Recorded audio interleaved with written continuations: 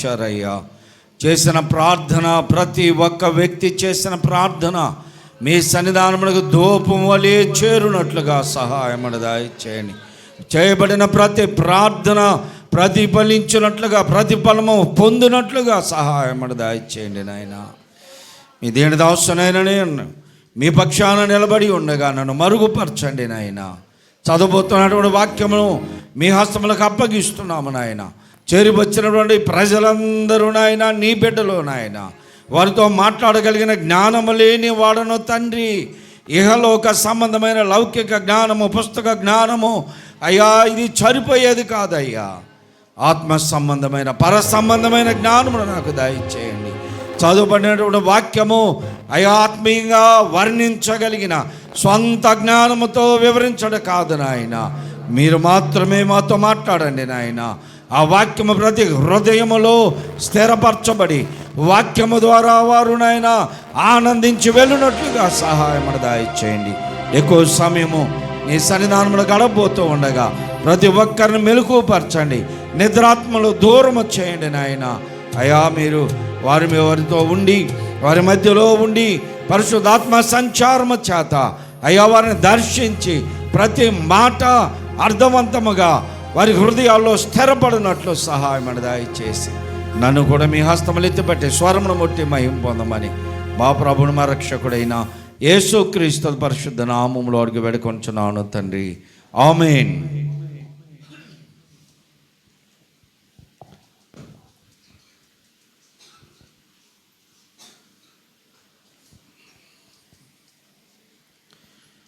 ప్రభువునందు ప్రియమైన సహోదరి సహోదరులందరికీ నా హృదయపూర్వకమైన వందనాలు. బైబిల్ గ్రంథం చదువుకుందాం. అపోస్తలులైన పౌలు గారు జరిపించినటువంటి సేవకుల మీటింగ్, బ్రదర్స్ మీటింగ్, అందులో జరిగినటువంటి ఒక విషయాన్ని గురించి మనం ఈ రాత్రికాలం సమయంలో మాట్లాడుకుందాం. అపోస్తలులైన పౌలు గారు సేవకుల మీటింగ్ పెట్టాడు. ఆ మీటింగ్లో చాలామంది వచ్చారు. వారందరితో ఇంచుమించు కొన్ని రోజులు వారికి బైబిల్ క్లాస్ లాగా చెప్పాడు. బైబిల్ క్లాస్ లాగా చెప్పి వారిని బలపరిచి ఆత్మీయంగా ప్రభువులో వారిని స్థిరపరిచి, ఇక నేను వెళ్ళిపోతున్నాను రేపు అని చెప్తే వారందరూ ఆ రాత్రి కూడా వారు మరొక సెక్షన్ పెట్టుకున్నారు, సహోదరుల మీటింగ్. అపోస్తలుల కార్యం 20వ అధ్యాయము. అపోస్తలుల కార్యం 20వ అధ్యాయము మనం చదివితే, ఆ అల్లరి అణిగిన తర్వాత సౌలు శిష్యులకు తన యొద్దకు పిలువనంపించి హెచ్చరించిన మీదట వారి యొద్ద సెలవు పుచ్చుకొని మాసిదోనియాకు వెళ్ళుటకు బయలుదేరాను. ఆ ప్రదేశం యందు సంచరించి పెక్కు మాటలతో వారిని హెచ్చరించి గ్రీసునకు వచ్చెను. అతడు అక్కడ 3 నెలలు గడిపి వాడు ఎక్కి సిరియాకు వెళ్ళవలనని ఉండగా, అతని విషయమై యూదులు కుట్ర చేయుచున్నందున మాసిదోనియా మీదుగా తిరిగి రావాలని నిశ్చయించుకొనెను. మరియు చూడండి 4వ వచనం నుండి, మరియు ఎవరంట? ఏం పేరు ఆయన పేరు? పుర్రు కుమారుడైన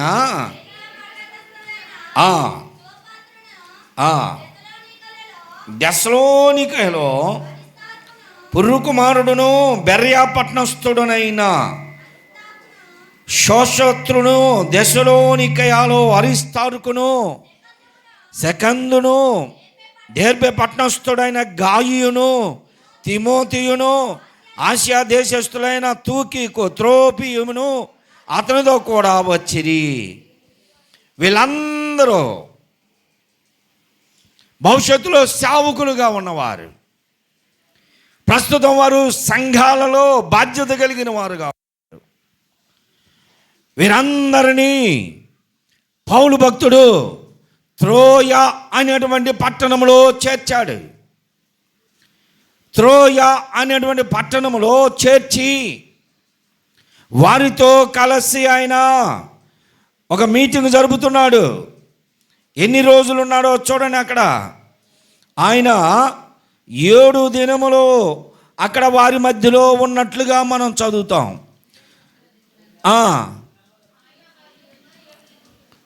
ఎన్నో వచనం? 6వ వచనంలో చెబుతున్నాడు, పులి అని రొట్టెల దినములైన తర్వాత మేము ఓడ ఎక్కి ఫిలిప్పు విడిచి త్రోయకు వచ్చి అచ్చట వారి యొద్ద 7 దినములు సేవకులు మీటింగ్ పెట్టాడు. త్రోయ అనేటువంటి పట్టణములో, అందరూ వినండి, దేవునికి స్తోత్రం చెప్పండి, బైబిల్ ఎవరు చూడద్దు, ఇక వాక్యం వినండి.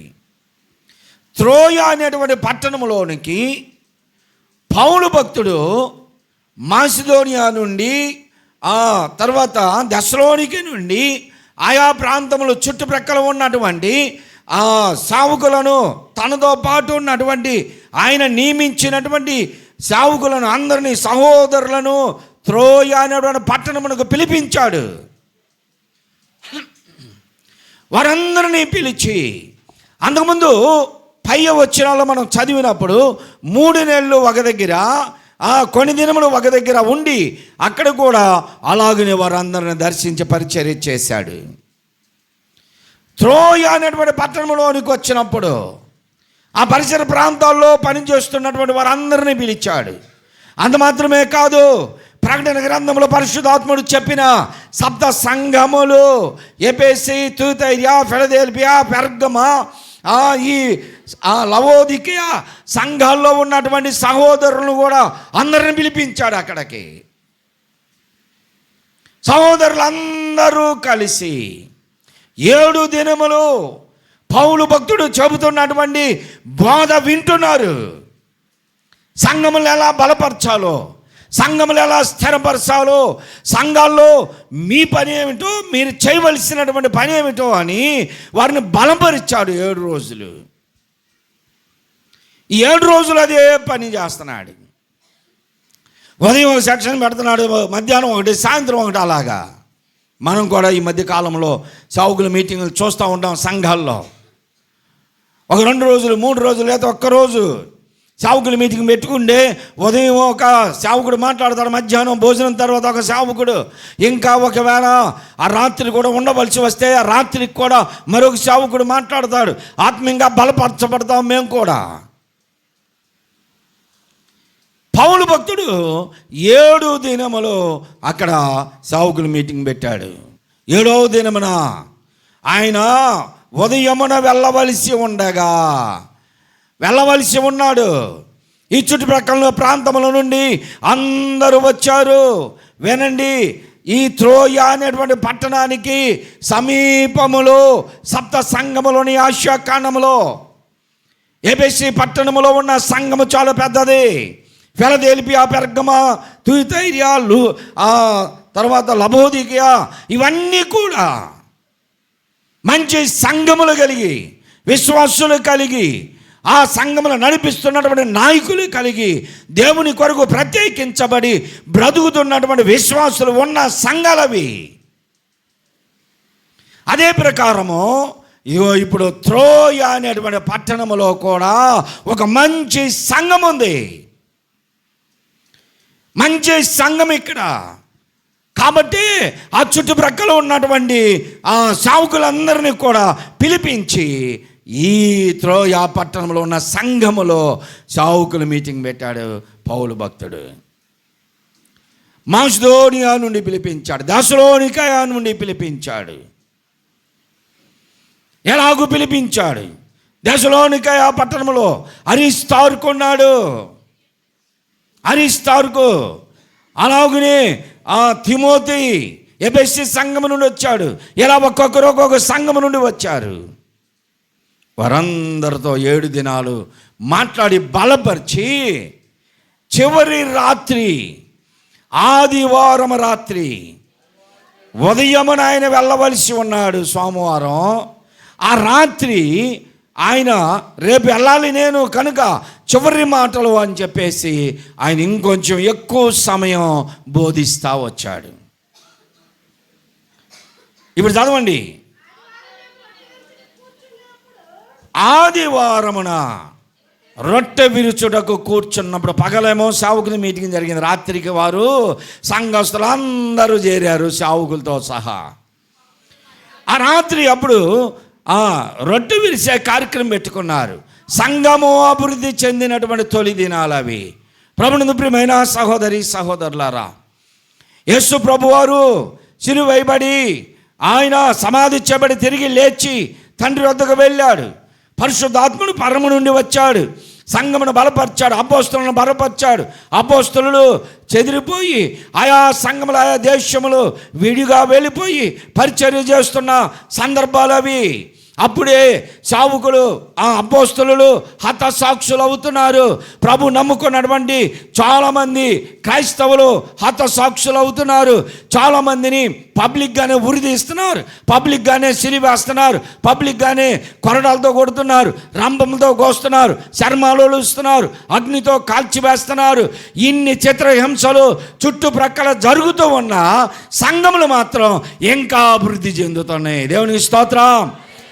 అపోస్తలుల కార్యం మనం చూస్తాం అక్కడ 2వ అధ్యాయంలో, అనుదినము రక్షించబడిన వారిని దేవుడు సంఘములో చేర్చుచుండెను అని మనం చదువుతున్నాం.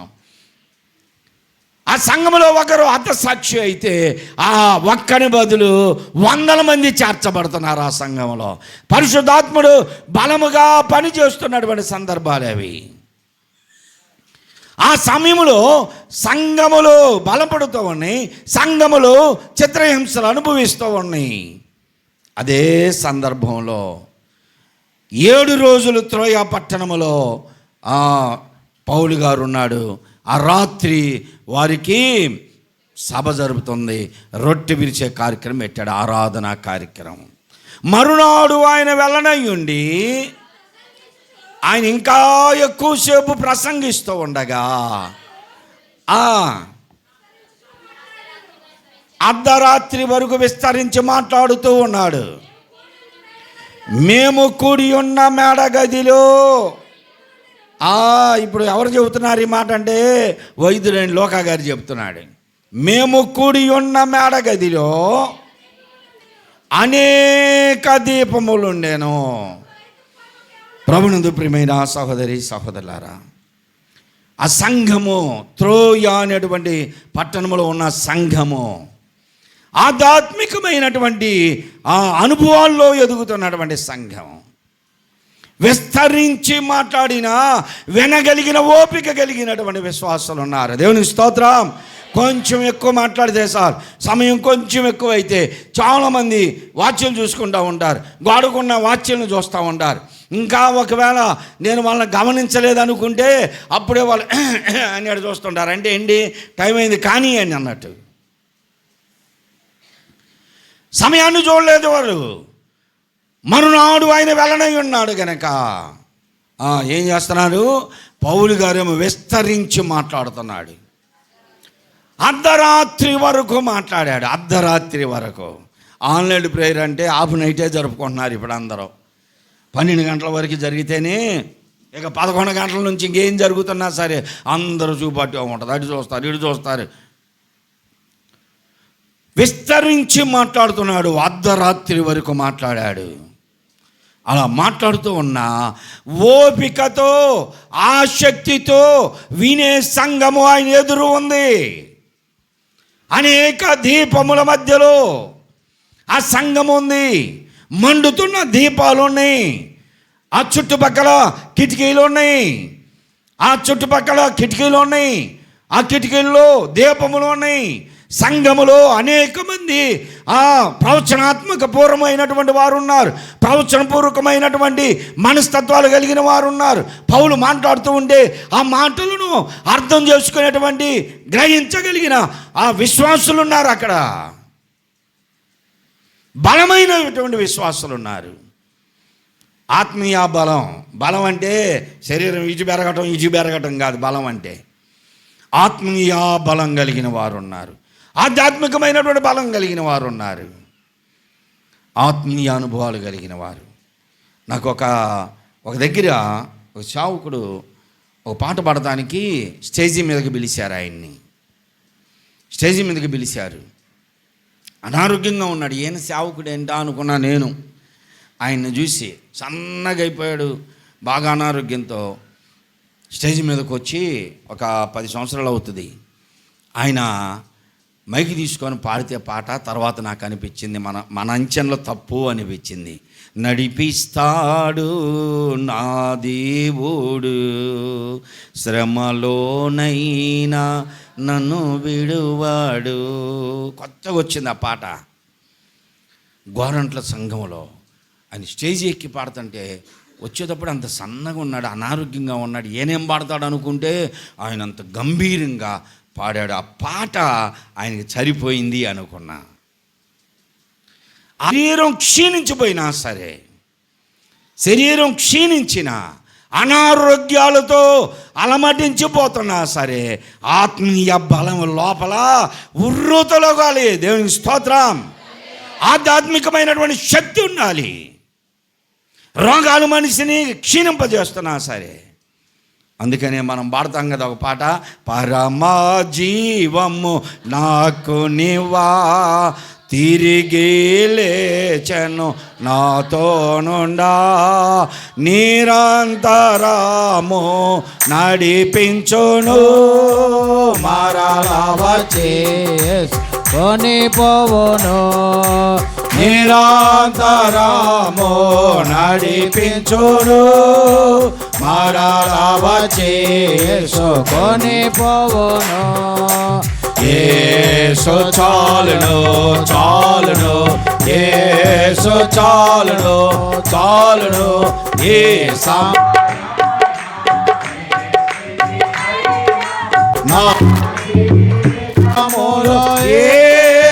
చాలును. నరులెల్లారు నన్ను విడచినను, శరీరము క్రోలి క్రోశించినను, అనిశము ప్రాణము తృప్తి పరచు, మరణలోయలో నన్ను కాపాడును. యేసు చాలును చాలును, యేసు చాలును చాలును, ఏ సమయమైనా ఏ స్థితికైనా నా జీవితములో యేసు చాలును. దేవుని స్తోత్రం. శరీరం క్షీణించిపోతున్నా సరే, ఆత్మ సంబంధమైన లోపల ఆవేశం, ఆతృత ఎప్పుడూ ఒకటే రకంగా ఉండాలి. మన పిల్లలు పాడతారు, మీ అందరికి తెలియటం కోసం దేవుని స్తోత్రం చెప్పండి. ఊరిని చూడండి, నాకెళ్ళి అందరూ పిల్లలు పాటలు పాడుతూ ఉంటారు. ఎవరి మనస్తత్వం ఎలా ఉంటుందో ఆ మనస్తత్వాన్ని బట్టే పాటలు పాడతారు. వినండి బాగా, వాళ్ళ మనస్తత్వాన్ని బట్టే వాళ్ళు పాటలు ఎప్పుడు అదే పాట పాడతారు. వాళ్ళు ఒకడు పాడతాడు, 5 స్టార్ చాక్లెట్ కావాలి, జొలు మిగతా 5 స్టార్ చాక్లెట్ నాకు వద్దు, ఐస్ క్రీమ్ చల్లని ఐస్ క్రీమ్ నాకు అంటే వాడికి తిండి కొరవే. ఎప్పుడు అన్నయ్యి వాడు పాడే పాటే 5 స్టార్ చాక్లెట్ నాకు ఇస్తే చూపిస్తే ఊరుకుంటారా? వాడేమో ఆ పాట. ఇంకొకడు వాడు 24 గంటలు ఎప్పుడు ఇచ్చినా ఆ పాట, ఓ వైఫై నాకు కనెక్షన్ ఇవ్వు, ఓ వైఫై నన్ను కలుపు కలుపు కలుపు, వైఫై కలపాలంట. వాడు మామూలుగా నాడు కూర్చుంటే ఫోన్ చూస్తుంటే నేను పిలిచి చెప్పు పాస్టర్ గారు, చెప్పండి పాస్టర్ గారు అంటూ ఉంటాడు. ఎందుకు కూర్చుంటాడు ఇక్కడ తెలుసా? మా ఇంటిదో అటు ఇంటిదో వైఫై వచ్చేది దానికి. అందుకని వాడు గేమ్స్ ఆడుకుంటా 24 ఎప్పుడు అన్న పార్టీ వాడికి ఇంకా అదే పాట, ఓ వైఫై నన్ను కలుపు కలుపు కలుపు. ఎవరితో కలపాలో మరి వాడికి అర్థం కావట్లే. వాడికి ఇప్పుడే నువ్వు మేసం అవుతుంది, కాలేజీ చేరాడుగా, అందుకని వాడు కలపమని వాడు ఆరాటం వాడిది, ఈ తిండి గొడవడిది తిండి. ఇంకొకడు పాటిస్తే వాడి పాట అంతా ఎప్పుడన్నా చూడు, అమెరికా వెళ్ళాలంటే ఏ ప్లేన్లోనే వెళ్ళాలి, అండమాన్ వెళ్ళాలంటే షిప్పులోనే వెళ్ళాలి, అని వాడు పాట ఎందుకు వాళ్ళ ఇంట్లో అంటే ఎప్పుడు చూసినా అరే నువ్వు చదవాలా, నువ్వు అమెరికా వెళ్ళాలా, నువ్వు అవి చేయాలా, ఇది చేయాలని వాడికి ఆశ పడుతుంటారంట. ఎవరి మనస్తత్వం తరపున వాళ్ళే పడతారు. వీళ్ళు మాత్రం తక్కువ అనుకున్నావా? యవనస్తులు మాత్రం తక్కువ. ఆ యవనస్తులకు పాటిస్తే ఇదివరకు ఒక అమ్మాయి పాడుతూ ఉండేది ఎప్పుడు, ఇంటి మీద నున్న ఒంటరి పిచ్చుకను నేను, అంటే ఒంటరిగా ఉందన్నమాట, జంట కావాలి. ఇప్పుడు ఒంటరి పిచ్చుకలు వీళ్ళు. ఇంకొంతమంది ఏమో పాట పాడితే ఇక అందరి మీద మీనాలు అన్నట్టు, పాపమును వేడచే మల్లుకో అది నీకే క్షేమము, అంటే ఎదుటోళ్ళలో పాపం ఉందని చూపించడం. ఇంకొకరికి పాటిస్తే వాళ్ళేమో వాళ్ళకి ఇష్టం వచ్చిన వాళ్ళ ఆ పేర్లు పెట్టి వాళ్ళు పాడటం, ఇంకొకరికి పాటిస్తేనే వాళ్ళు అలాగా. ఇవన్నీ మనస్తత్వాలను బట్టి పాడుకోవటమే. మనస్తత్వాలను బట్టి పాడడం. అదే నేను చెప్తుంటానుగా, ఒకడు పాట పాడమంటే వాడు యవనస్తుడే, వాడు కూడా నీవు కనిపించని రోజున నా కన్నులకు నీ దురకరువాయనే, అంటే వాడి మనస్తత్వం అది. వాడు ఎవరితో చూసి పాడుతున్నాడు? అటు పక్కన ఉన్న వాళ్ళని చూసి, నీవు కనిపించని రోజున. రాసింది దైవజనుడేమో దేవునికి వెళ్ళి చూసి పాడుకుంటే, ఇప్పుడు పాడే వాళ్ళం ఇటు చూసి అటు చూసి. ఇంకొకడు సైకిల్ మీద వస్తాను, నల్లపాడు నుంచి వస్తుంటే ఇళ్ళ దగ్గరికి వెళ్ళాలంటే వాడు సైకిల్ స్పీడ్గా దాన్ని నడుపుతా, సైకిల్ బండో వాడు పాడుతాడు, నేను బతకాలేను, నేను ఉండాలేను అనుకుంటూ పోతున్నాడు. మీడాడో బైక్ పెట్టేటట్టున్నాడు మనకని పక్కకు వచ్చాం. సరేనని మేము అవతల పొగడు తీసుకొని మరలా వస్తాడు. మళ్ళీ వచ్చాడు వాడు, నేను బతకాలేనయ్యా, నేను ఉండాలేనయ్యా అని పాడుకుంటా బండి మీద పోతానే అనుకున్నా. అక్కడ పక్కన కొట్టు ఉంది. ఈ అబ్బాయి చర్చికి వెళ్ళేవాడు అనుకుంటా, ఎంత ఆత్మీయంగా పాడుకుంటూ వెళ్తున్నాడంటే ఆమంటది, ఆత్మీయత పాడా బాగుందా. వాడు ఆ లైన్ అమ్మాయి కోసం తిరుగుతున్నాడండి. ఎవరి కోసం వాడు తిరుగుతుంది? ఆ లైన్ అమ్మాయి కోసం అంట. ఆ అమ్మాయి కనబడేటట్టు నువ్వు బయటికి రాదు, నేను బతకాలేను, నేను ఉండాలి. మనస్తత్వాలను బట్టి పాడుకుంటారు.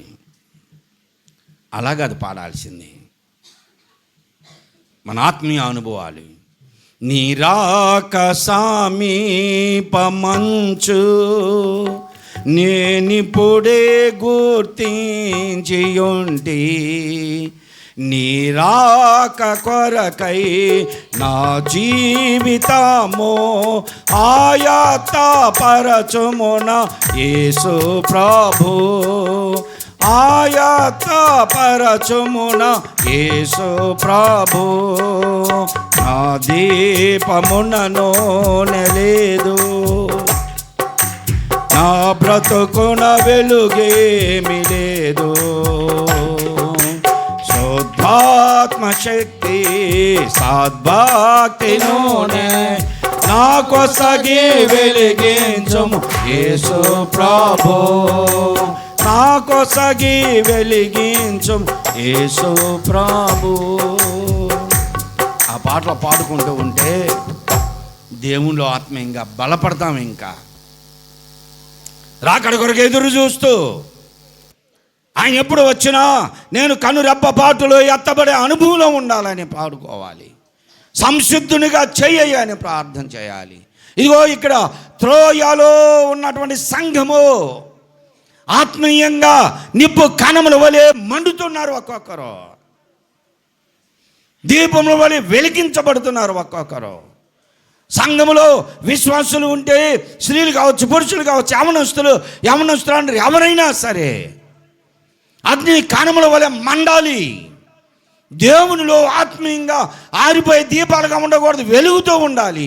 వెలిగించే ప్రతి దీపము దీపస్తంభం మీద ఉండాలి. ఆత్మీయంగా ఆరిపోయినటువంటి విశ్వాసుల సంఘాల్లో ఉండలేరు, నిలవలేరు. వాళ్ళు దూరం అయిపోతూ ఉంటారు. ఆత్మీయంగా ఎదుగుతూ ఉంటే వింటున్నటువంటి ప్రతి మాటకి దేవుని స్తుతిస్తూ ఆమేన్ అనుకుంటూ, దేవునికి స్తోత్రం అనుకుంటూ, స్తుతులు చెబుతూ దేవుని మాటలు వింటూ హృదయమును దేవునికి సమర్పించుకుంటూ ఉంటారు, బలపరుచుకుంటూ ఉంటారు. ఇదిగో త్రోయలో ఉన్నటువంటి సంఘము, ఆధ్యాత్మికంగా బలపరచబడుతున్నటువంటి సంఘము.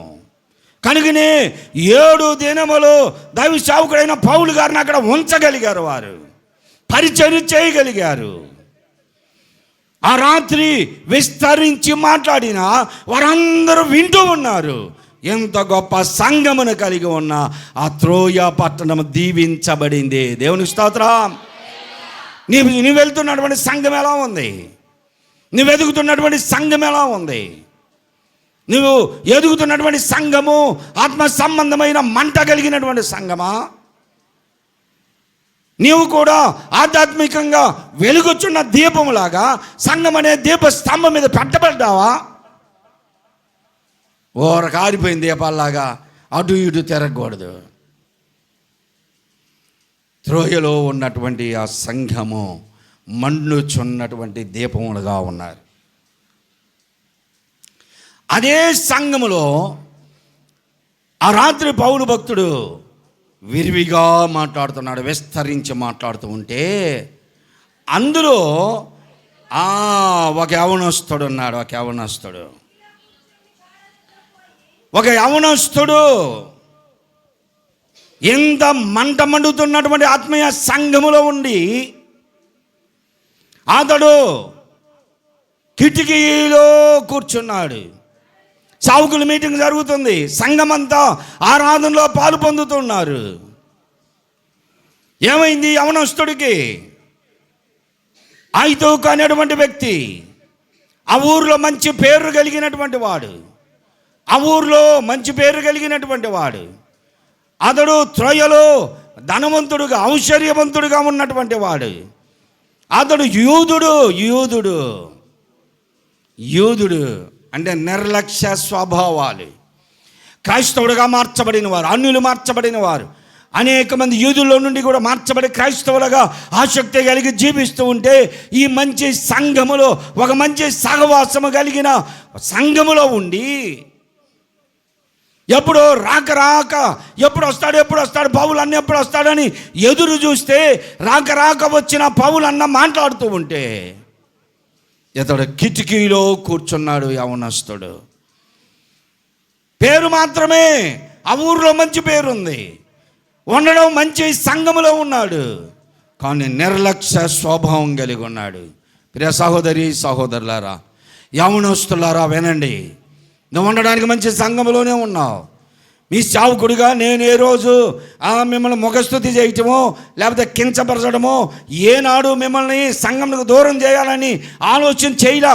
మిమ్మల్ని ఎప్పుడు దేవునికి సమీపస్తులుగా దేవునిలో పెంచాలని కొంచెం కఠినంగా మాట్లాడి మీకు హృదయాలు గాయపరచబడిన దేవునిలో ఉండాలన్న ఉద్దేశంతో మిమ్మల్ని బలపరుస్తూనే ఉన్నాను.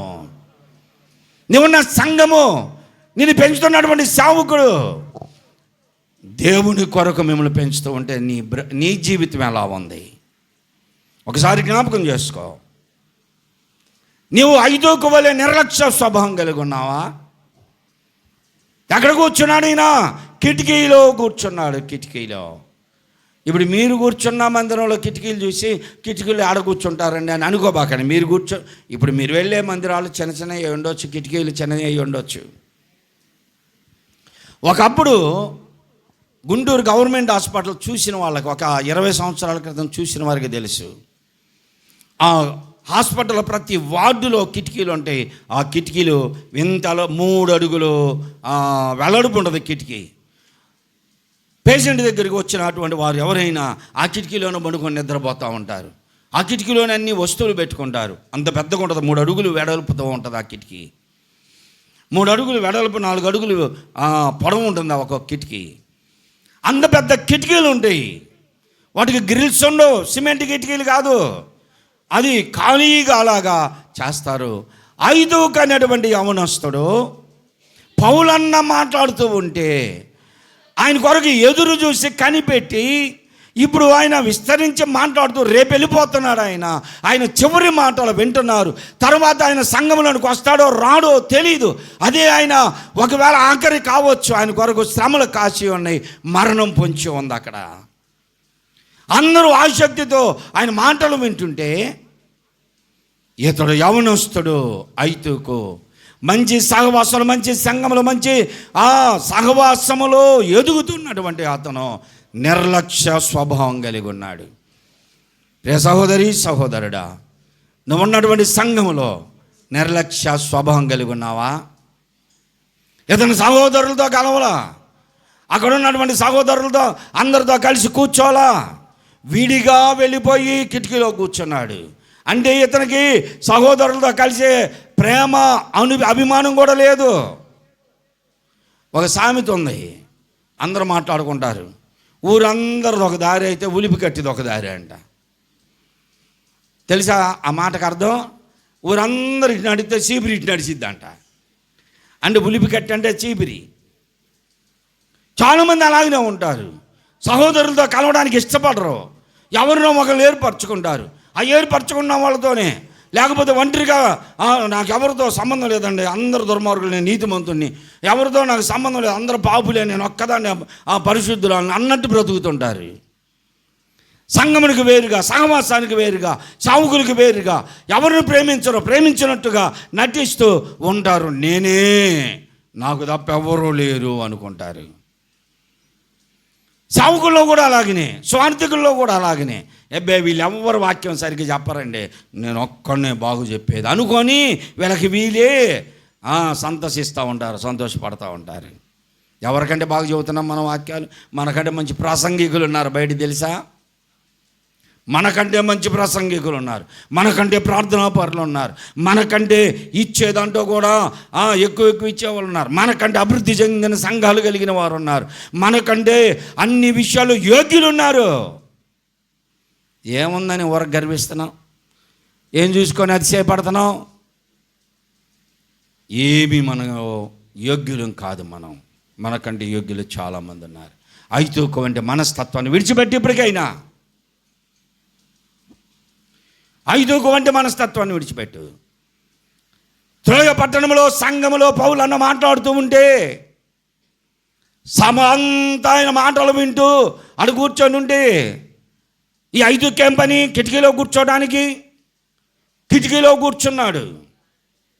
చాలామంది బయట కూడా ఎదురుగా వచ్చి కుర్చీ లాక్కొని ఆశ వరకు తీసుకెళ్తారు, లేదా ఆశ వరకు తీసుకెళ్ళి కనపడకూడదు, మళ్ళీ చాటుకు కూర్చుంటారు. అయిపోయిన తర్వాత ఏమంటారు, పాస్టర్ గారు కళ్ళకు మేము కనపడుతున్నామా అంటారు. అంటే మధ్యలో వచ్చి నేను బయటకు వచ్చి చూడాలా, ఎవరు వచ్చారు ఎవరు రాలేదని చూసి మళ్ళీ ఎక్కడికి వచ్చి వాళ్ళని పిలవాలా.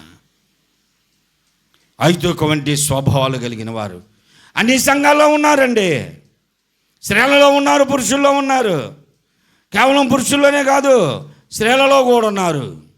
ఐదుకు వంటి స్వభావాన్ని విడిచిపెట్టు, నిర్లక్ష్య స్వభావాన్ని విడిచిపెట్టు, ఐక్యత కలిగి అందరితో కలిసి జీవించడం నేర్చుకో. విడిగా ఉంటే ఒంటరి బ్రతుకు ఒంటరిదే, ఏకాకి బ్రతుకు అయిపోద్ది. అలా ఉన్నంత మాత్రాన నువ్వేం ఆత్మీయంగా ఎదగలేవు, నువ్వేం పరిశుద్ధంగా ఎదగలేవు. అందరితో కలిసి ఉన్నంత మాత్రాన పాడవేది ఏదేమి ఉండదు. అందరూ చెడు అలవాట్లు కలిగిన వాళ్ళందరి మధ్యలో నన్ను తీసుకెళ్ళు, నేను చెడు నేర్చుకుంటానా? నీ స్వభావం మంచిదైతే, నువ్వు పరిశుద్ధురాలు అయితే, నువ్వు పరిశుద్ధుడు అయితే, నువ్వు ఎవరితో ఉన్నా సరే వాళ్ళని నీలా మార్చు, కానీ నువ్వు వాళ్ళలాగా మారొద్దు. ఐదుకు పౌలన్న మాటలు వినకుండా కిటికీలో పడుకున్నాడు, కిటికీలో కూర్చుంటే రెండు రకాల స్వభావం, అటు బయటికి చూడవచ్చు, లోపలికి చూడవచ్చు. బాయ్ అన్నప్పుడు ఇటు చూడవచ్చా, వింటున్నానండి అనవచ్చు. ఆయన వాక్య సందల్లో ఆయన ఉంటే ఇటు తిరిగి ఇటు చూడవచ్చు. ద్వంద్వ స్వభావం, రెండు మనస్తత్వాలు కలిగిన స్వభావం. లోకం వైపు చూస్తున్నాడు. అదిగాక రాత్రి సమయం అది. ఒక మాట చెప్పండి, ఎందుకు నిద్ర వస్తుంది మందిరంలోకి వస్తే అంటే? ఆసక్తి లేకపోతే ఒకటి, మెయిన్ ఒకటి ఏంటంటే అలసిపోయి పైన చేసి ఉండాలా. అలసిపోయిన పైన అంటే ఇప్పుడు సహోదరులు చాలామంది అలసిపోతున్నారు. ఎందుకంటే బట్టలు వాషింగ్ మిషన్లోనే వేస్తారుగా, అవి కూడా అయ్యగారే తీసుకెళ్ళి ఆరేసేది, ఇలా అలిసిపోతారు. అందులో బట్టలోనే తీసుకెళ్ళి వేసిరాపో అంటే సరే వెళ్తా కానీ అన్నీ వెళ్తాడేనా, ఆ బట్టలన్నీ తీసుకెళ్ళి పైన ఆరేసి వస్తాడు. అయ్యగారే వేసేది, అందుకని అలిసిపోతారు. మా అమ్మోళ్ళు మా అక్కోళ్ళు వాళ్ళందరూ బండకేసి బాది ఊతికి ఆరేసిన వాళ్ళు. మీకు అంత సుఖం ఇచ్చాడమ్మా దేవుడు. వాషింగ్ మిషన్లో ఏమన్నా రోడ్డు కాడ కూర్చొని నోరుతున్నారు, ఏమన్నా నూరేది ఏమన్నా ఉందా? అబ్బా అది కూడా లేదుగా, అది కూడా లేదు. మిక్సీలో వేయటం బర్రమంటాం, తీసి వాళ్ళ మొఖాన్ని వేయటమే. మెదగలేదంటే తినో ఈ పూటకి. ఎంత సుఖం అయిపోయింది. ఏమన్నా ఇదివరకు ఇట్లా అని చెరిగేది ఏమన్నా ఉందా? వాళ్ళు కొట్టోళ్ళు ఏరి ఆడ కూలీని పెట్టి రాళ్ళు మొత్తం ఏరిస్తే తీసుకురావటం, దాంట్లో పోయటం, అవసరమైతే కూర్చున్న బియ్యం కొంచెం కడిగి పెట్టి 2 గ్లాసులు అంటమే. ఇది కూడా చేస్తున్నారు. తప్పులేదమ్మా, మీరు చేసుకోండి. అరే బాబులారా, మీరు నేను జనరల్గా చెబుతున్నాగా, మీరు చేస్తే తప్పని చెప్పట్లా. చేసుకోండి, మీ ఇష్టం. భార్య మీద ప్రేమ, అది భార్య మీద ప్రేమ. ఆమె వచ్చేలోకి నేను వండి పెట్టాలండి, కష్టపడి వస్తుంది కాబట్టి అనుకుని చేసుకో. ఎవరొద్దన్నారు నిన్ను? అన్ని పనులు చేస్తున్నారు. ఇంక మీకేం కష్టపడుతున్నారు? అంతా సుఖమేగా.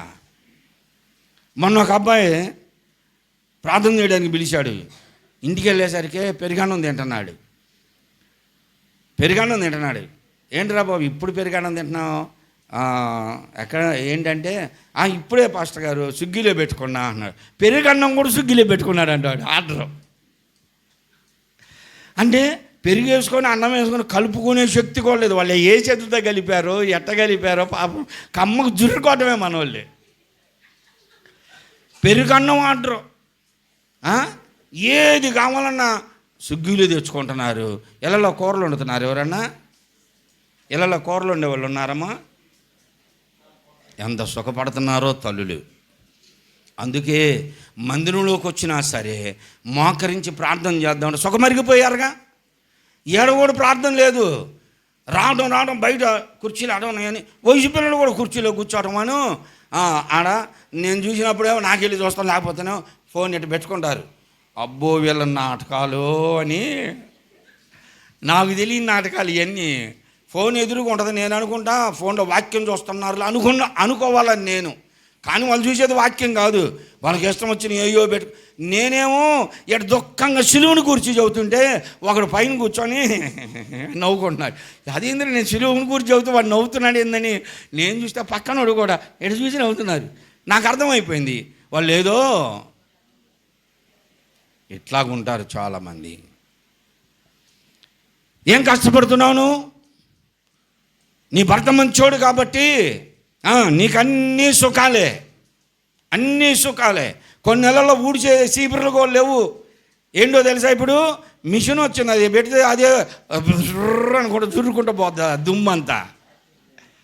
అక్కుకినరు అంట, అది తీసుకొని పోవటం, ఆడ పెట్టడం.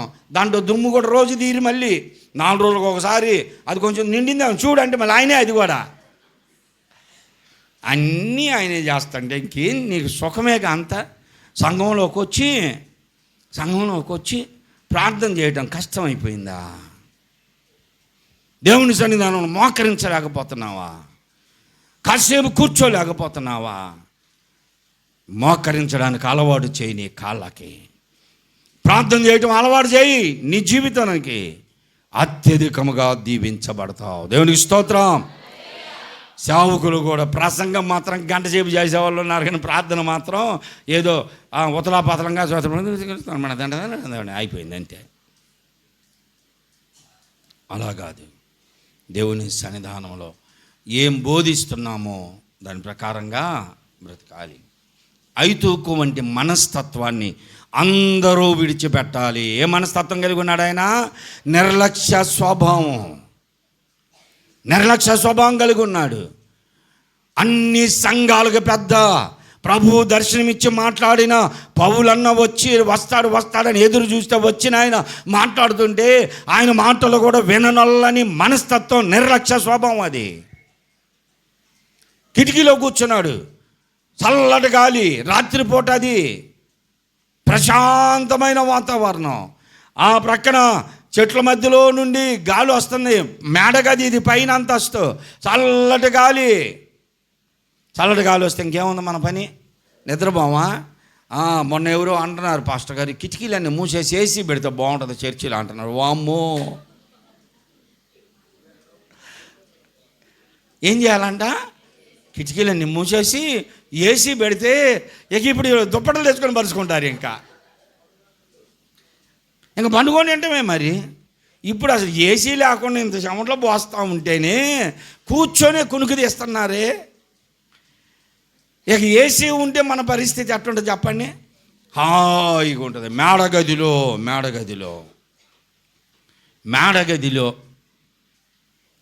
చల్లటి గాలి ఉంది. చల్లటి గాలి వస్తుంది. చల్లటి గాలి వస్తే ఎవరికైనా నిద్ర వచ్చేసేది. అక్కడ వాతావరణం ఎలా ఉంది? ప్రశాంతమైన వాతావరణం. ఇప్పుడు చర్చిల్లో లాగా అప్పట్లో ఏమన్నా డీజేలు పెట్టేవాళ్ళ?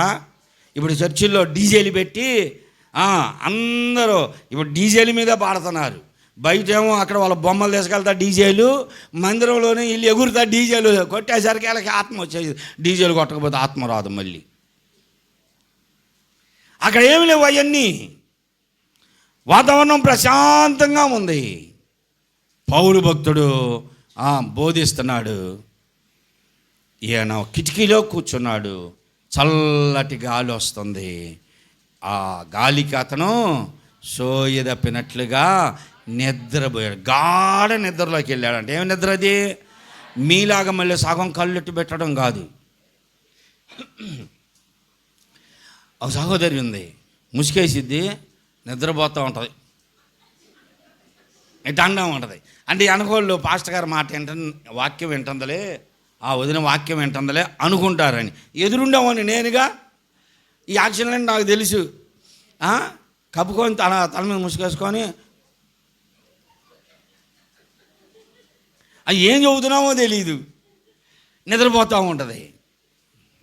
చాలామంది అట్లాగే యాక్షన్ చేస్తుంటారు. ఒక పాస్టర్ గారు ఉండేవాడు, ఈ మధ్యకాలంలో చనిపోయాడు ఆయన. ఆయన చెవుల్లో తిప్పుకునేవి ఉంటాయి, పళ్ళల్లో గుచ్చుకునేవి ఉంటాయి. స్టేజ్ మీద కూర్చున్నా సరే ఇక నిద్ర వచ్చింది ఆయనకి. నిద్ర వచ్చాడు ఆయనకి, ఆ చెవుల్లో తీస్తాడు, తిప్పుకునే ఇట్లా అంటూ ఉంటాడు. దానికి కూడా నిద్రపోవాలా. ఇంకాసేపు నాకు మళ్ళీ పళ్ళు తీసి కూర్చుతూ ఉంటాడు స్టేజ్ మీదే. చాలామంది ఇలాంటి వాళ్ళు ఉన్నారు. ప్రశాంతమైన వాతావరణం ఉండేసరికి చల్లటి గాలికి ఐదుకి ఏం చేశాడు? నిద్రపోయాడు. ఆ నిద్ర కూడా మీలాగా కోడి నిద్ర, కళ్ళు తెరిచి నిద్రపోయేది కాదు. గాఢ నిద్ర.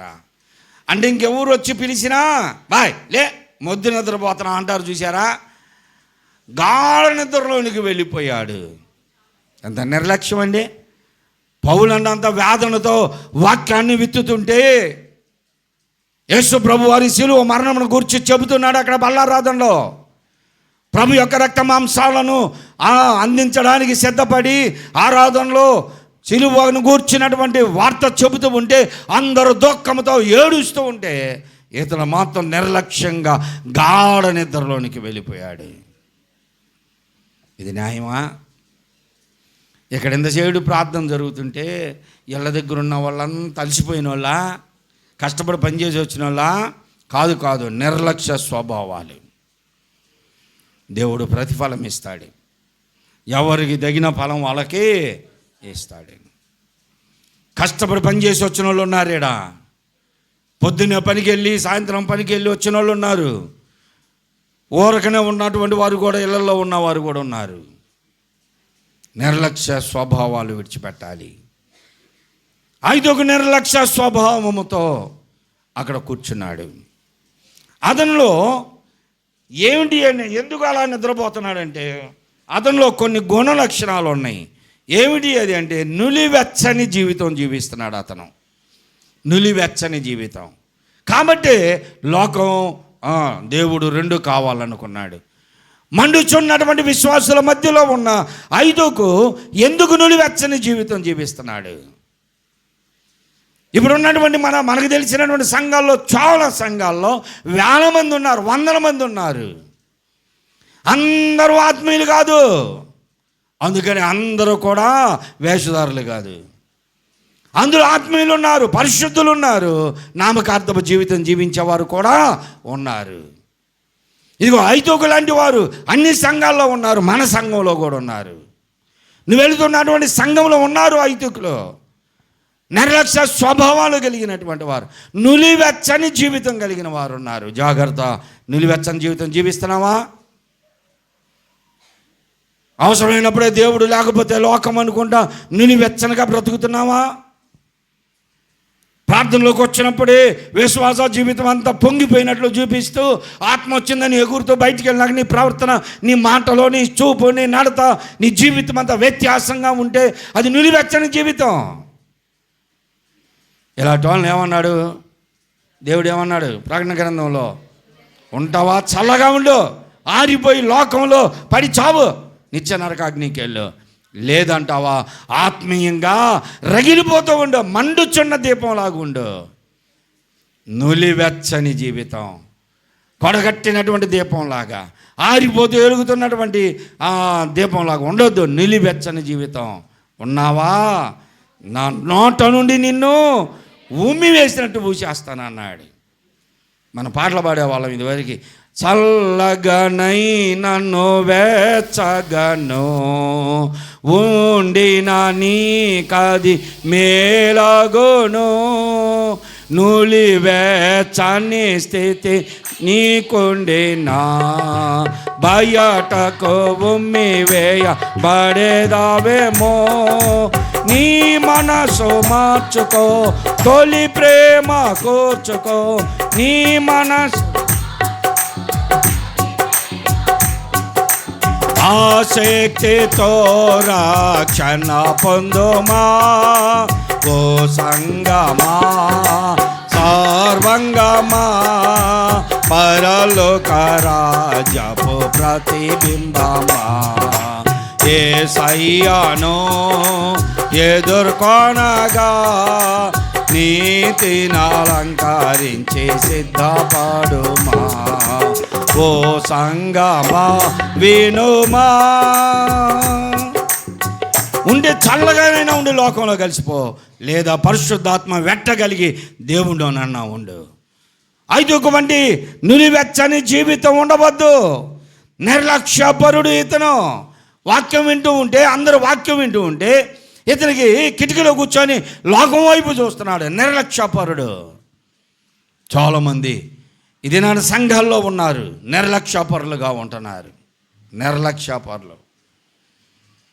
నువ్వు సంఘంలోనే ఉండి విశ్వాసులతో కలిసినట్టుగా ఉండి నువ్వు వేరుగా బ్రతుకుతున్నావు.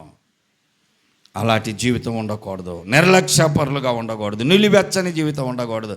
వేషధారిగా బ్రతకూడదు. వేషధారి అంటే ఏంది చెప్పండి? వేషధారి అంటే దేవుడు ఎవరికో పరలోక రాజ్యం ఇస్తానన్నాడే. ఎవరికి? సరిగ్గా చెప్పండి. కరెక్టే మీరు చెప్పేది. రాదా? నేను పలకరిస్తేనే తప్ప నువ్వు చెప్పవా? ఎవరికి ఇస్తాడంట పరలోకం? వేశ్యలకైనా ఇస్తానన్నాడని లోకంలో ఉన్న వేశ్యలందరూ వచ్చి మాకు పరలోకం ఇస్తానన్నావుగా ఈ అంటే ఈయటం కాదు. దాని అర్థం ఏంటంటే, అర్థం వేరు. వేశ్యలన్నా మారుతారు. వాస్తవంగా ఎంతోమంది మారారు. రండి చూడండి. వేశ్యలుగా ఉన్నవారు వారి జీవితాలను మార్చుకొని దేవుని పరిచర్యలో ఉన్నవారు మన టైంలోనే ఎంతోమంది ఉన్నారు. బైబిల్లో రాహాబు లాంటి వాళ్ళు ఉన్నారు, ఆ సమరీ స్త్రీ లాంటి వాళ్ళు ఉన్నారు. బైబిల్లో ఉన్నవారే కాదు, ఇప్పుడు మన మధ్యలో కూడా చాలామంది ఉన్నారు మార్చబడిన వారు, వేశ్యలుగా తిరిగిన వాళ్ళు. అలా మార్చబడ్డ వాళ్ళకన్నా పరలోక రాజ్యం ఇస్తానన్నాను కానీ, వేషధారి మారడు కనుక వాళ్ళకి మాత్రం పరలోకం లేదు అని అర్థం అది. కాబట్టి ఇతను వేషధారిగా బ్రతికాడు. సంఘంలో ఉన్నట్టుగానే ఉన్నాడు, సహోదరులతో కలిసినట్టుగా ఉన్నాడు, కానీ అతని ఆలోచన ప్రకారమే అతను జీవిస్తున్నాడు. వేషధారి ఆ జీవితం మంచిది కాదు. తర్వాత నిద్రపరుడు. ఇతనేంటి? ఎక్కడికి వచ్చినా నిద్రపరుడే. నిద్ర ఎక్కడ నాకు అది నిద్రపోతూ అందుకని యోనా అని నావికులు వాళ్ళు ఎగతాళి చేసినట్టు ఈ నిద్రపోతా, నీకేం పోయే కాలం వచ్చింది రాలే, ఎంత తుఫాను వచ్చేంతమంది అందరూ నశించిపోతా ఉంటే నువ్వు నిద్రలో ఉన్నావు, ఎలా నిద్ర పడుతుందిరా నీకు? ఈ మధ్యకాలంలో ఒక ఆయన చెబుతున్నాడు, ఈయన బాగా దుప్పటి నెగడదండుకొని పడుకున్నాడంట. పడుకుంటే కాళ్ళకెళ్ళి నిలబడి దుప్పట్లాగి ఏందా అందరూ లేచి ఇవన్నీ చేస్తున్నావు అన్నీ లాగిందంట. ఆయన కోపం వచ్చి కాలుతుందంటే ఆయనకి బీరువా కానుకుందంట. అది చేయబాకండి. ఈ నిద్రపోతా అని లేపారు వాళ్ళు నావికులు, అధికారులు కాబట్టి జరిపోయింది. ఆ శక్తి ఉంటే నిద్ర మన దగ్గరికి రాదు. దేవునికి స్తోత్రం చెప్పు. అతడు నిలువెచ్చని జీవితంలో ఉన్నాడు, నిర్లక్ష్యపరుడుగా ఉన్నాడు, వేషధారిగా ఉన్నాడు, నిద్రపరుడుగా ఉన్నాడు. ఇప్పుడు సంఘమునకు నష్టము తెచ్చేవాడిగా ఉన్నాడు. ఎలాగంటే అతడు గాఢ నిద్రలోకి వెళ్ళి ఏమయ్యాడు, జోగి అవతల పడిపోయాడంట. యువతలన్నా పడితే బాగుండు, యువతల పడ్డా ధనామని శబ్దం అయ్యి లేచేవాడు. ఇప్పుడు ఏమైంది, 3 అంతస్తు నుంచి ధనామని కింద పడేసరికి ఎప్పుడెప్పుడు ఏం జరిగిద్దా తగామని లెగుద్దామని ఉంటారు కొంతమంది. వాళ్ళు అమ్మో అయ్యో ఏదో జరిగిందా, ఏదో పడదంటే ఏం పడదో తెలియదు, వాళ్ళకి ఏమైందో తెలియదు. దేబామని శబ్దం వచ్చింది అంటే ఎవరో చూసి ఇందాక దాకా 5కి ఇక్కడే పడుకున్నాడయ్యా, ఏమయ్యాడు అని చూస్తే కిందకి పోయి చూస్తే కింద కొట్టుకులు ఆడుతున్నాడు. అందరు దిగారు. ఇప్పుడు ఏమైపోయింది, వాక్యం ఆగిపోయింది, ప్రార్థన ఆగిపోయింది, బల్లారాధన ఆగిపోయింది. ఇలాగా నష్టపరిచాడు సంఘం, ఆరాధన నష్టపరిచాడు. ఆటంకములు కలిగించేవారు చాలామంది ఉంటారు సంఘంలో ఆటంకములు కలిగించేవారు. అందరూ నిశ్శబ్దంగా వింటూ ఉంటే ఒకసారి ఒక అమ్మాయి ధనామని కొట్టింది పిల్లోడిని. అందరూ వాక్యం వింటున్నారు, వాడు ఒక్కసారి బ్యాన్ లేచేసరికి అందరూ అదిరిపోయారు. ఏమైంది అంటే ఈ అమ్మాయి బయటికి వెళ్ళడం కోసం పిల్లోడిని నడిపించింది, అందరిని డిస్టర్బ్ చేసేసింది. ఆటంకపరిచేవారు చాలామంది ఉంటారు. ఈ ఆటంకమే కాదండి, ఇంకా కొన్ని ఆటంకాలు పరిచేవాళ్ళు ఉన్నారు తెలుసా. సంఘంలోకి వెళుతున్నావా, వాళ్ళు మంచోళ్ళు అనుకుంటున్నావా, వీళ్ళు మంచోళ్ళు అనుకుంటున్నావా అని లేనిపోయి చెప్పి సంఘానికి వెళ్ళకుండా నేను ఆటంకపరిచేవారు ఉన్నారు. సంఘంలో ఆత్మీయత లేదని చెప్పి ఆటంకపరిచే వాళ్ళు ఉన్నారు. పరిశుద్ధాత్మ లేదని ఆటంకపరిచేవారు ఉన్నారు. ఆటంకములన్నిటినీ అధిగమించి నీవు దేవునిలో ఎదగాలి అంటే ఐతుక్కువలే ఉండకూడదు, నిర్లక్ష్య స్వభావం ఉండకూడదు, నిద్రపోతనంగా ఉండకూడదు, వేషధారిగా ఉండకూడదు, సోమరితనంగా ఉండకూడదు, లోకం వైపు దేవుని వైపు చూసేవాడుగా ఉండకూడదు, ఇప్పుడు నష్టపరిచి ఆటంకపరిచేవాడుగా కూడా ఉండకూడదు. అందరూ ఆరాధన వదిలిపెట్టి కిందకి దిగారు. అందరూ కిందకి దిగి ఏమైంది, కిందకు వచ్చేసరికి కొట్టుకులాడి సప్పబడిపోయాడు, రక్తం కారిపోతూ ఉంది. అందరూ చచ్చిపోయాడని ఏడవటం బిగించేశారు. పౌలు గారు అన్నాడు, మీరందరూ పక్కకి తొలగండి అన్నాడు. అతని యొద్దకు వెళ్ళి అతనిని కౌగిలించుకొని, మీరు తొందరపడవద్దు, అతని ప్రాణం అతనిలోనే ఉన్నది, అతని ప్రాణం అతనిలోనే ఉంది. అతడు చనిపోయాడు వాస్తవంగా. దైవజనుడు వెళ్ళి అతనిని కౌగిలించుకున్నప్పుడు దేవుడు దైవజనునిలో నుండి జీవమును శవములోనికి పంపించాడు. దేవునికి స్తోత్రం. జీవము కలిగినటువంటి వారుగా నీవు ఆత్మీయంగా బ్రతికినప్పుడు, నీవు దేవునితో అనుబంధం పెట్టుకున్నప్పుడు, దేవునితో నీకు ఆత్మాత్మకమైనటువంటి సంబంధం కలిగినప్పుడు నీవు ఎవరి కొరకు ప్రార్థన చేస్తావో వారికి ఖచ్చితంగా వారి అవసరతలో తీర్చబడతాయి. నీవే మార్పు లేదు, నీలోనే నులివెచ్చని జీవితం, నీవు మాత్రం అందరినీ దీవించయ్యా, దీవించబడుతురు కాకంటే నీలో నులివెచ్చని జీవితం మారేది ఎప్పుడు. కాబట్టి పౌలు భక్తుని వలె మనమందరము ఉండడానికి నిశ్చయించుకుందాం. దేవునికి స్తోత్రం. పౌలు భక్తుడు సేవించిన దేవుడు ఆ దినాన పౌలు భక్తుని దర్శించి పౌలు భక్తునిలో నుండి జీవాన్ని పంపించినటువంటి దేవుడు ఈరోజు మనలో నుండి కూడా అదే జీవాన్ని ప్రవహింపచేస్తాడు. నువ్వు దానికి సిద్ధపడి ఉండాలి. ఐతుకు వలె ఉండటం కాదు, పౌలు గారి వలె. ప్రభువా నన్ను పౌలన్న వలె మార్చయ్యా, పౌలు గారి వలె నన్ను మార్చయ్యా, జీవము నాలో నుండి ప్రవేశించేటట్టు చేయ్యా. నేను కూడా అయా ఇదిగో అందరిని నడిపించే నాయకుడిగా ఉండేటట్టు, నీకు ఇష్టనిగా ఉండేటట్టు నన్ను చేయని ప్రార్థన చేయాలి. అతడు చనిపోయిన శవానికి జీవాన్ని ఇచ్చి, మీరెవ్వరూ తొందరపడవద్దు, పదండి మనము ప్రభు రక్త మాంసాల్లో పాలు పొందుదామని అందరూ మరలా పైకి వెళ్ళారు. అతని ప్రాణం అతనిలో ఉంది. అతనికి అర్థమైపోయింది, పౌలు అన్నకి దేవుడు నాలో నుండి జీవాన్ని అతనిలోనికి పంపించాడు, అతను లెగుస్తాడు, పదండి వెళ్దామని అందరూ వెళ్ళి మరలా వాక్యం చెప్పి ఎక్కడ ఆపాడో అది చెప్పి ముగించేసి వెంటనే ఆయన ప్రభు యొక్క రక్త మాంసాలు ఇచ్చి బలారాధన ఇచ్చి అందరూ ఆమేనని అనుకునే సమయానికి ఇప్పుడు ఐతుకు వారి మధ్యలోనికి వచ్చేసాడు. నిలబడి నడుచుకుంటూ వచ్చేసరికి అందరూ ఆశ్చర్యపడ్డారు. దేవునికి స్తోత్రం. నశించిపోయి చనిపోయినటువంటి శవంగా మారిన ఐతుకు జీవము కలిగిన వాడై అందరి మధ్యలోనికి నడుచుకుంటా వచ్చాడు. ఇప్పుడు అతనికి ఆయుష్ పెరిగింది. ఒకవేళ దేవుని చిత్తం అప్పుడు చనిపోవాలని ఉందేమో, కానీ దేవుని దాసుడు అతని నిమిత్తము దేవుని ప్రార్థన చేశాడు, అడిగాడు, అయ్యా ఇదిగో ఇప్పుడు సంఘములో అవమానం జరిగింది, సంఘము కుంటుపడిపోద్ది, ఈ మరణాన్ని బట్టి ఎంతోమంది నూతనంగా క్రైస్తవులుగా మార్చబడిన వారు అంతా మరలా వెనుతిరిగి వెళ్ళిపోతారు. ఇప్పుడు అలా జరగకూడదు, ఇప్పుడు బలపరచబడాలి, సంఘము నూతనపరచబడాలి, నీ జీవం అతనిలోనికి రప్పించని ప్రార్థన చేశాడు. కనుకనే అతడు చనిపోయిన శవం ఏమైపోయాడు, ఇప్పుడైనా నడుచుకుంటూ వచ్చాడు, జీవము కలిగి వచ్చాడు, అతనికి ఆయుష్ పెంచబడింది. అందరికీ ఇప్పుడు అప్పుడు దాకా ఏడుస్తున్న వారు, దుఃఖపడుతున్నటువంటి వారు అందరికీ ఆదరణ కలిగింది. దేవునికి స్తోత్రం. ఐతుకు వారి మధ్యలోనికి వచ్చినప్పుడు వారందరికీ ఆదరణ కలిగింది. మనం ఎవరమైనా ఒక సమాజంలోనికి వస్తే, ఒక సంఘంలోనికి వస్తే, ఒక కుటుంబంలోనికి వెళితే ఆదరణ కలగాలి వారికి. మన మాటల ద్వారా వారికి ఆదరణ కలగాలి, మన మాటల ద్వారా వారికి ధైర్యం రావాలి. కించపరచకూడదు, మనము ధైర్యపరచాలి, ఆదరణ కలిగించాలి. ఇప్పుడు ఐతుకు ఇంతకుముందు ఒంటరిగా కిటికీలో కూర్చున్నాడు, ఇప్పుడు ఏమైపోయాడు, ఆయన అందరి మధ్యలోనికి వచ్చాడు, అందరితో కలిసిపోయాడు. దేవునికి స్తోత్రం. నీవు ఒంటరి జీవితాన్ని విడిచిపెట్టు, నీవు సంఘానికి వేరుగా బ్రతకడం విడిచిపెట్టు, సంఘములకు దూరంగా ఉండటం విడిచిపెట్టు. సంఘం అందరూ ఒకటి ఆలోచిస్తూ ఉంటే నీవు వేరుగా ఆలోచించి విడిగా ఉన్నావా, అది సంఘమునకు నష్టం. కాబట్టి ఇప్పుడు ఐతుకు ఏం చేశాడు, బ్రతికి జీవం కలిగిన వాడై సంఘములోనికి నడుచుకుంటూ వచ్చి సంఘానికి ఆదరణ కలిగింది, ఆయనకు ఆయుష్ పెంచబడింది. ఇప్పుడు అందరిలో కలిసిపోయాడు, అతను అందరితో కలిసి ఉన్నాడు. సంఘం దీవించబడింది.